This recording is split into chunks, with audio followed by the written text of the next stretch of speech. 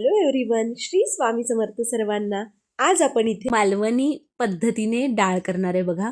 मालवणी वाटणातील डाळ करणार आहे।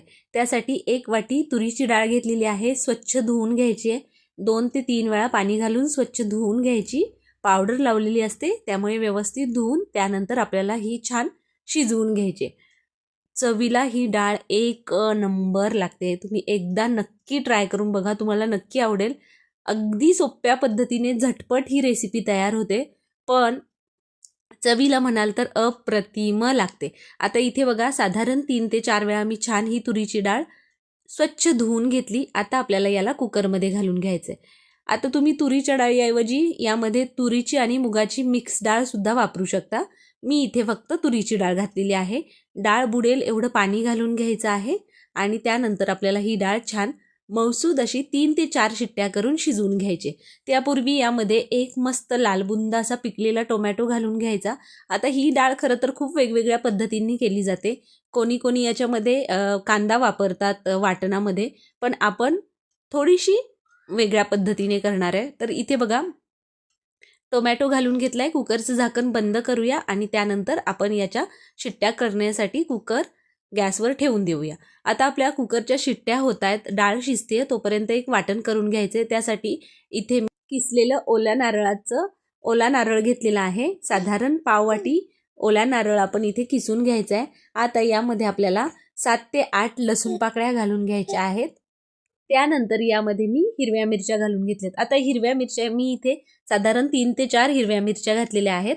तुम्ही तुमच्या अंदाजाने कमी जास्त वापरू शकता। ही मिरची खूप जास्त तिखट नव्हती म्हणून मी इथे साधारण 4 मिरच्या घालून घेतलेत। त्यानंतर 1 चमचा जिरं घालायचं आहे आणि गरजेनुसार पाणी घालून आपल्याला याची छान पेस्ट करून घ्यायची। तर इथे बघा, इथे आपण वाटणामध्ये काही जण कांदा वापरतात, तर मी कांदा घातलेला नाहीये। तर या पद्धतीने छान पेस्ट करून घेतली आहे। अगदी 3 ते 4 चमचे पाणी घालून छान पेस्ट करून घ्यायची। आता इथे आपली डाळ पण छान शिजले बघा। आता या जी मालवणी वाटपातली आपण डाळ करतोय त्यासाठी डाळ एकदम छान मौसूद अशी शिजलेली हवी, जेणेकरून मस्त एकसंधपणा येतो त्या डाळीला आणि छान घट्ट होते। आता इथे डाळ आपली परफेक्ट शिजली आहे। आता आपण फोडणी देऊया। त्यासाठी कढईमध्ये गरम करायला ठेवलंय तेल। 2 चमचे तेल घालून घ्यायचं।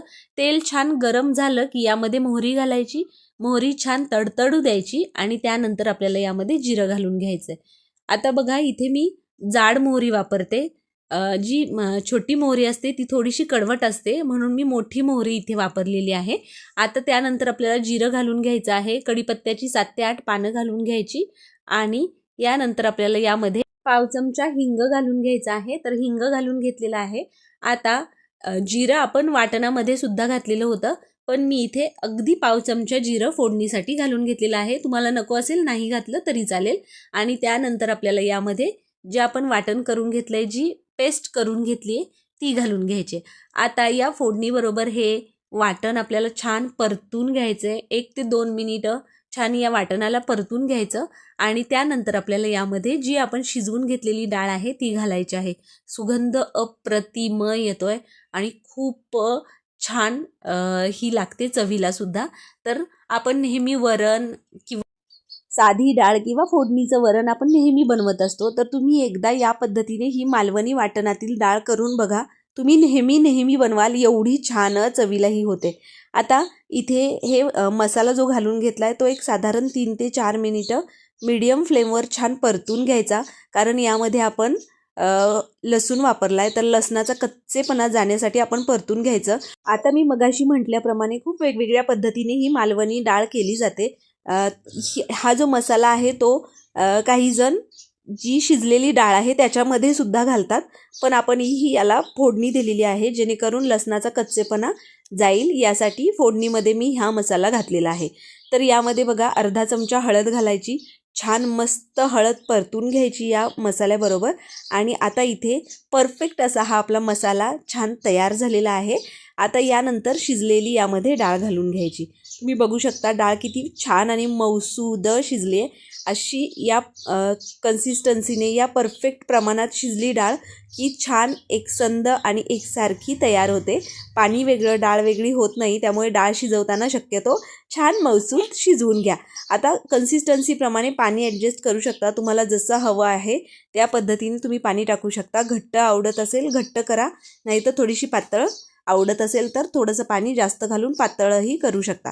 तर इथे बघा मी पाणी घालून घेतलेलं आहे. आता छान एक 7 ते 8 मिनिटं मंद आचेवर आपल्याला या डाळीला छान उकळून घ्यायचे आहे. खूप छान लागते. चपातीबरोबर, इंद्रायणीच्या भाताबरोबर एक नंबर लागते आणि करायलाही तितकीच सोपी आहे. तर अशा पद्धतीने मस्त आता आपल्याला याला छान एक 7 ते 8 मिनिटं उकळी काढून घ्यायची आहे. त्याआधी चवीपुरतं मीठ घालून घेतलेलं आहे. आता एक 7 ते 8 मिनिटं छान उकळू द्या आणि त्यानंतर ही झटपट अशी मालवणी वाटणातील डाळ खाण्यासाठी तयार होते. आहे की नाही सोपी रेसिपी? झटपट तयार होते आणि चवीलाही थोडीशी वेगळ्या चवीची अशी ही डाळ खायलाही तितकीच छान लागते. तर या पद्धतीने आपली इथे मस्त 7 ते 8 मिनिटं ही डाळ छान उकळलेली आहे. आता आपण गॅस बंद करूया आणि अशा पद्धतीने इथे आपली मालवणी वाटणातील छान मस्त अशी डाळ तयार झाली आहे. कन्सिस्टन्सी तुम्ही बघू शकता. परफेक्ट कन्सिस्टन्सीची डाळ इथे तयार झालेली आहे. तर तुम्हाला ही रेसिपी कशी वाटली मला कमेंट करून नक्की सांगा. त्याचबरोबर तुम्हाला आपल्या रेसिपीज कशा वाटतात तेही मला कमेंट करून सांगा.